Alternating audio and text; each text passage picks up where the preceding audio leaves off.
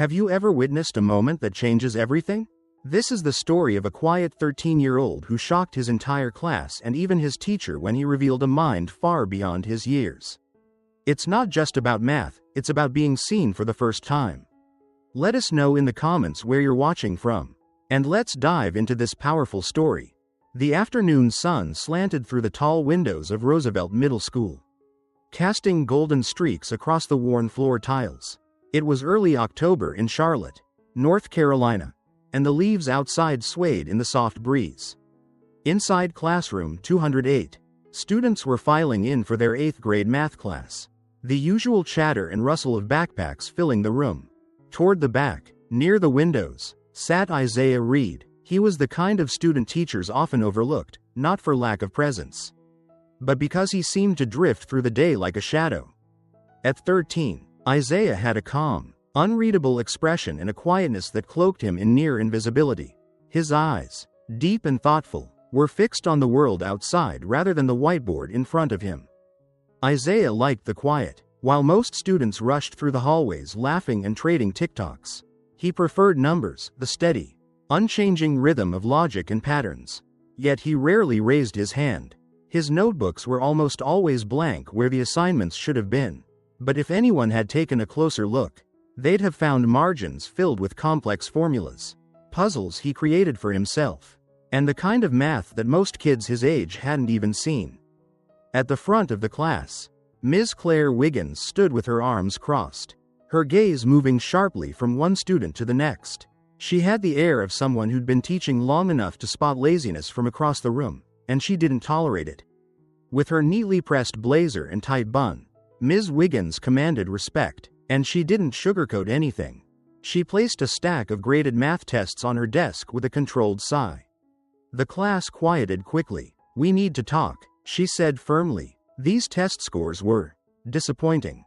The students shifted in their seats. A few groaned. A couple looked sheepishly at their desks. Isaiah, meanwhile, had one elbow propped on his desk, his chin resting on his palm. He wasn't trying to be disrespectful, he just wasn't there. His mind was somewhere else, quietly working through a mental math puzzle he'd invented that morning. He didn't notice Ms. Wiggins eyeing him. She began handing back the tests, offering clipped remarks to each student. "Needs improvement. Better, but not quite." She reached Isaiah's desk and paused. His test sat at the top of the pile, 100% circled in red ink. Not a single mistake. She set it down silently, her eyes narrowing. This wasn't the first time Isaiah had aced a test, but his refusal to participate in class always rubbed her the wrong way. She walked briskly back to the front. "This is Algebra 1, not rocket science. You're all capable of doing well, but you have to actually try." Then her eyes flicked to the window. "Mr. Reed." Isaiah jerked his head up, caught off guard. "Would you care to rejoin us?"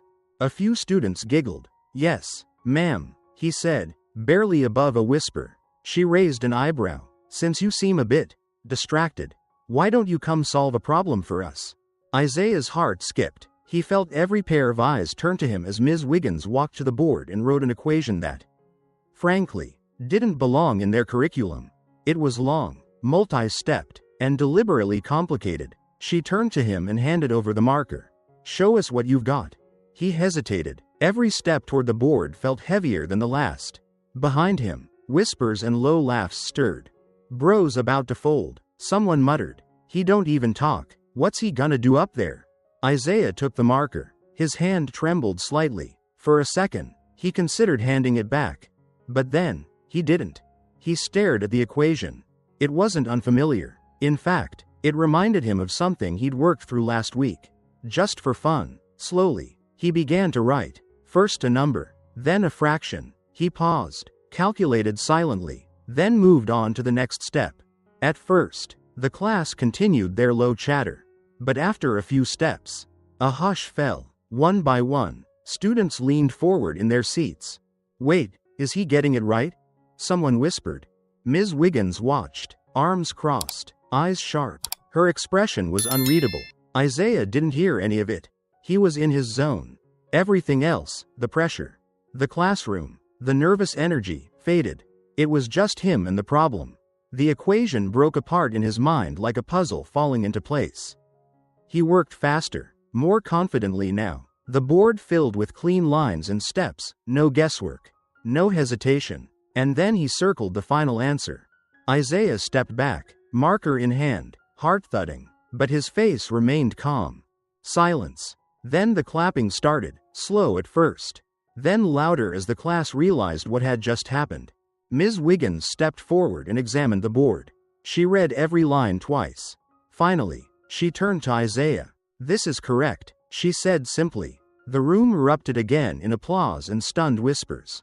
Isaiah stood awkwardly by the board, unsure of what to do with the sudden attention. His cheeks flushed. For once, it wasn't from embarrassment, but from something else. Pride. Ms. Wiggins turned to the class. "This is what real understanding looks like," she said. "Not memorization, not shortcuts. Isaiah didn't just solve this, he broke it down and rebuilt it." She turned to him. "Why haven't you shown this before?" Isaiah looked down, shrugging. "I didn't think it mattered," he said quietly. "Well," Ms. Wiggins said, "it matters now." The bell rang. As students gathered their things, some stopped to offer him quiet praise.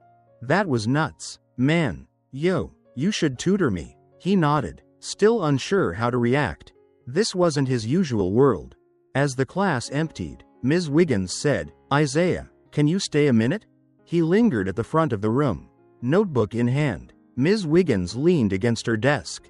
Her tone had changed. "Isaiah, I owe you an apology. I misread you. I thought your silence meant apathy.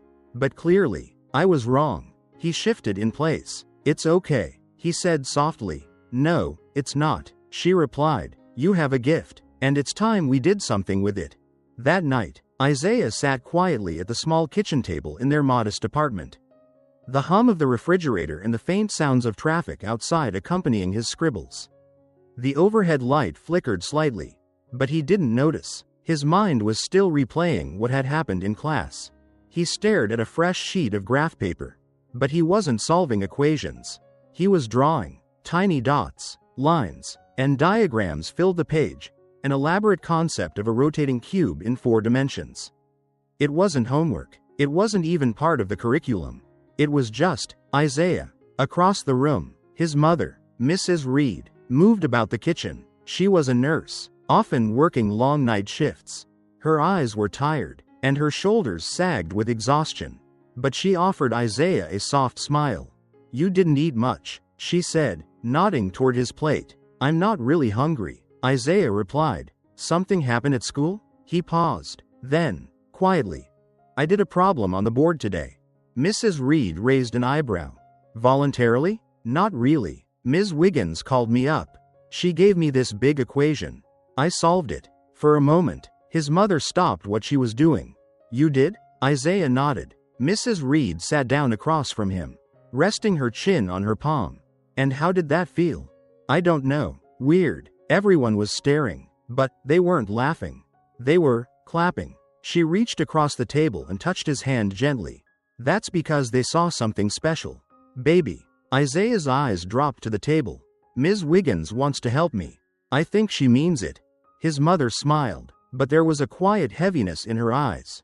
"Let her," she said. "You've been hiding long enough." The next morning, Ms. Wiggins met with the school counselor, Mr. Halston. He was a kind man in his 40s with a desk cluttered with college brochures and chess trophies from old students. "I think Isaiah Reed might be gifted," she said, cutting straight to the point. Mr. Halston looked up from his computer. "Isaiah? The quiet one who never turns in homework?" Ms. Wiggins leaned forward. "Yes, but I gave him a college-level problem yesterday. Not only did he solve it, he walked through it like it was simple algebra.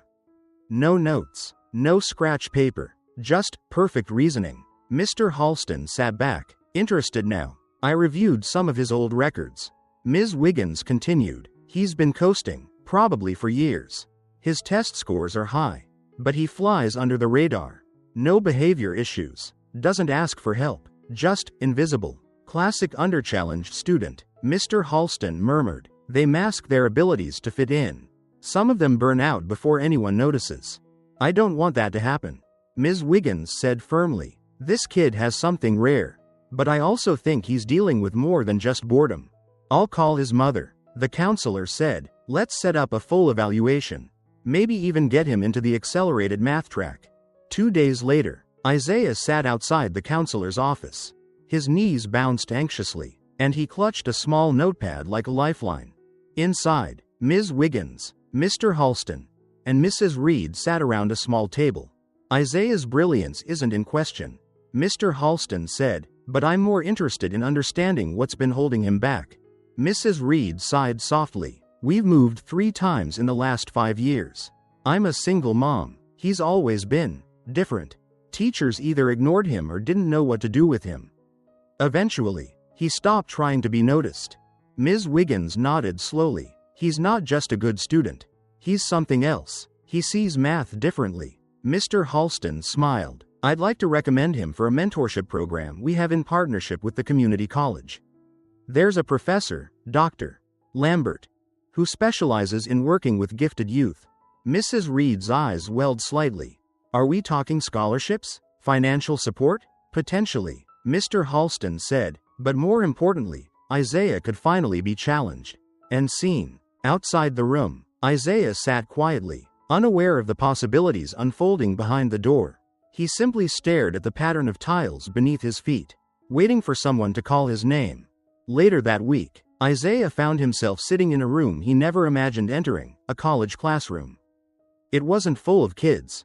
It was full of silence, books, and the quiet confidence of older students solving proofs on whiteboards twice his height. At the front stood a wiry man in his 50s, with glasses too big for his face and a chalk-streaked sweater vest. This was Dr. Lambert. You must be Isaiah, the professor said, extending a hand. I've heard a lot about you. Isaiah nodded, clutching his backpack. No need to be nervous, Dr. Lambert said, smiling warmly. We all start somewhere. I'm just curious. How do you see numbers? Isaiah blinked. See them? Yes, the professor replied. Most people calculate, but the gifted, they see. Isaiah hesitated. Then, slowly. Sometimes, they feel like shapes. Like colors. Like music that doesn't make sound. Dr. Lambert grinned. Exactly the answer I hoped for. He walked to the whiteboard and wrote down a sequence of numbers that looked random at first glance. Then he stepped back. What's the pattern? Isaiah stared at it, then walked forward. His fingers didn't write at first. They hovered over the digits, tracing invisible connections. Then, with almost no hesitation, he pointed. Fibonacci sequence in reverse, but every third number shifted by a factor of 2. Except here. He tapped a number. This one's a prime disruption. Intentional? Dr. Lambert's jaw dropped, and then he laughed, an honest, delighted laugh. Isaiah, he said, how would you like to build your own theorem by the end of the semester? Isaiah blinked. I can do that? With your brain? I wouldn't be surprised if you publish one. But back at Roosevelt Middle, things hadn't completely changed. Some kids were still whispering, still side-eyeing the quiet kid with the odd answers. Others wanted help on homework, calling him Math Wizard or Professor Reed. But Isaiah didn't care much for the attention. He still sat near the window, still kept to himself. But something was different now. He wasn't hiding anymore. Dr. Lambert watched Isaiah in silence as he scribbled formulas across the board with chalk-dusted fingers. The other college students in the room had stopped working. Some were confused, others were curious. No one interrupted. Isaiah's brain was on fire. He wasn't just solving a problem, he was dancing with it. One line of logic flowed into the next, skipping the unnecessary, weaving through possibilities, pruning every dead end before it had a chance to grow. Dr. Lambert approached him slowly. You see the flaw in the theorem already? Isaiah nodded, circling a symbol near the bottom corner. It assumes all rotations in 4 space are symmetrical. But if you treat time as a conditional variable, Dr. Lambert chuckled. You might actually be the youngest person I've met to ever say that sentence out loud. Isaiah turned around, slightly flushed but not ashamed. For the first time, he didn't feel small, he felt alive. Back at Roosevelt Middle, Ms. Wiggins was hosting her weekly after-school math club. Normally, only 5 or 6 kids stayed behind. But this week, there were 15. Word had gotten around about Isaiah. Where is he? One of the boys asked. The genius? He's got class at the college today. Ms. Wiggins replied with a grin. A girl near the front raised her hand. Is he, like, really smart? Or just, like, good at tests smart? Ms. Wiggins paused, thinking. He's the kind of smart that makes other smart people ask questions. The kind of mind that doesn't just solve problems, he creates new ways of thinking. That left the room silent for a moment. She walked to the whiteboard and tapped her marker. But here's the thing. Isaiah didn't get that way by magic. He listens, he observes, and he works harder than anyone I know. A hand went up. Is it true he used to sit in the back and never talk? Ms. Wiggins smiled softly. Yes, until he realized he had something worth saying. That night, Mrs. Reed got a phone call. She was folding laundry on the couch, the TV murmuring in the background. Hello, Mrs. Reed? This is Dr. Lambert. I just wanted to check in. Isaiah finished the advanced placement module this afternoon.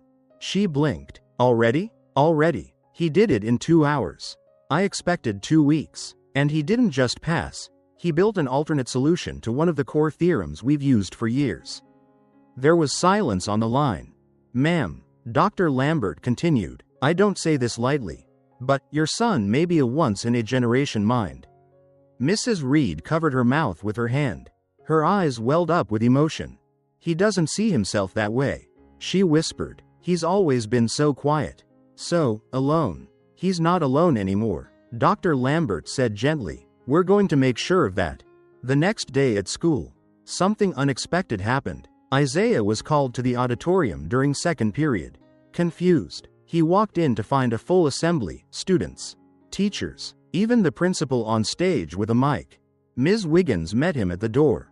Don't worry, you're not in trouble. He hesitated. Then, why am I here? She smiled. Because the school finally sees you. The principal stepped forward. Today, we'd like to recognize one of our own. A student who has quietly walked these halls for years without drawing attention, but who has now done something extraordinary. Whispers fluttered across the crowd as Isaiah stood frozen near the wings. The principal continued, this young man has recently completed an accelerated mathematics program at the local university, while still in middle school. His work is already being reviewed by college faculty, and we believe this is only the beginning. The spotlight turned. Isaiah Reed, would you please come forward? His heart thudded in his chest. Slowly, he walked onto the stage, feet heavy, hands trembling. 100 eyes followed him. 100 voices stayed quiet. And then, applause. Not polite, not forced, real, full, thunderous. Some kids cheered, some stood, and for the first time in a long time, Isaiah wasn't hiding at all. He was seen. The principal handed him a certificate. Isaiah, you're not just a role model, you're proof that brilliance doesn't always shout. Sometimes, it whispers, and it's our job to listen. He took the mic, unsure what to say. He began, voice shaking. I used to think being invisible made things easier. But it didn't. It just made me lonely. I thought if people didn't see me, they wouldn't laugh, but they also didn't understand me. He glanced toward Ms. Wiggins, who nodded reassuringly. I still don't like talking much. Isaiah continued, but I like solving things. And now, maybe I can help other people do that too. Applause again. He stepped back from the mic, cheeks flushed, and returned to his seat as kids slapped him on the shoulder and high-fived him along the way. Later that afternoon, as students filed out, a shy 6th grader approached him near his locker. Hey, Isaiah? He turned. I saw what you did. The speech, everything. That was cool. I like math too, but I'm not good like you. Isaiah smiled gently. You don't have to be good right away. Just don't stop. The younger boy lit up. Can you show me how to do that spiral equation thing? Sure, Isaiah said, and for the first time, he invited someone to walk home with him. Fall faded into winter. Isaiah's life no longer moved in silence. It pulsed with possibility. Every Tuesday and Thursday, he took the bus to the university, always with his notepad tucked into his jacket like a secret weapon. He wasn't just a student anymore, he was a contributor. A mind Dr. Lambert often referred to in meetings. A quiet presence in college-level seminars whose occasional questions could stop professors mid-sentence. But back at Roosevelt Middle, Isaiah never forgot who he was. He returned to math club every Friday, sitting in the back, listening to younger kids wrestle with fractions and logic puzzles. When one of them got stuck, he leaned in, not to show off, but to guide. Try thinking about it like a story. He'd say, what happens if you subtract this piece first? One girl, Natalie, frowned at her paper. But I don't get it.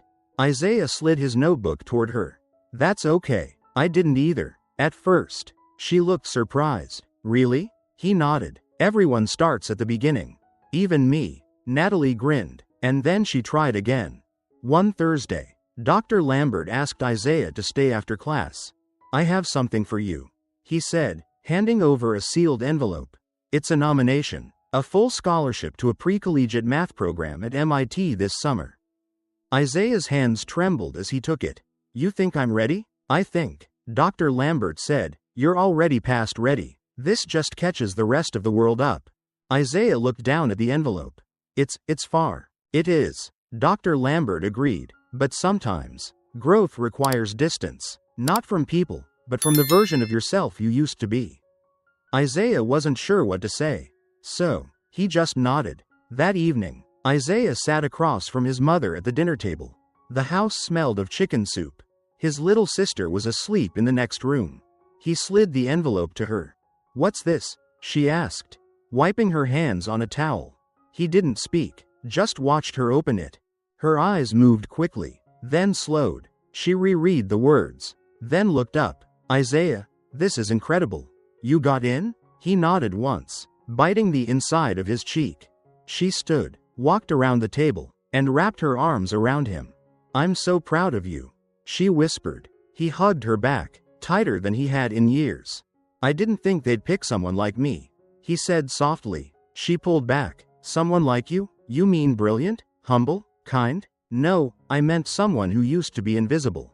She looked him straight in the eyes. Baby, you were never invisible. You just hadn't stepped into the light yet.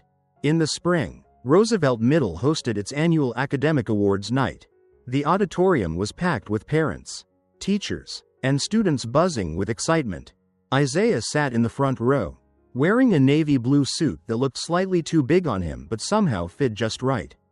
When they called his name, Isaiah Reed, academic excellence, community leadership, and innovation in mathematics, he walked to the stage to a standing ovation. But he didn't smile for the cameras. He smiled at Ms. Wiggins, who sat 3 rows back, hands clasped over her heart, and at his mother, who had tears in her eyes, and at Dr. Lambert, who nodded proudly from the side aisle. And finally, he looked out into the crowd, at the younger kids, the quiet ones, the ones like he used to be, and he raised his certificate high. He wanted them to see it, to know that they could be next. That summer, Isaiah boarded his first plane. The sky was clear. The clouds below looked like cotton pulled across glass. He opened his notebook mid-flight, flipped to a fresh page, and began writing, not formulas, but thoughts. You don't need to be loud to change the world. You just need to be brave enough to share your voice. He looked out the window. And for the first time in his life, Isaiah felt weightless, not because he was on a plane, but because he'd finally learned what it meant to rise. If this story touched your heart, please like, comment, and subscribe to Tellinight. At Tellinight, stories remind us that healing begins with hope, and even the gentlest kindness can rewrite a destiny. Don't forget to tap the bell so you never miss a story that could brighten your day or transform your perspective. Until our next story, keep your heart open and your spirit brave.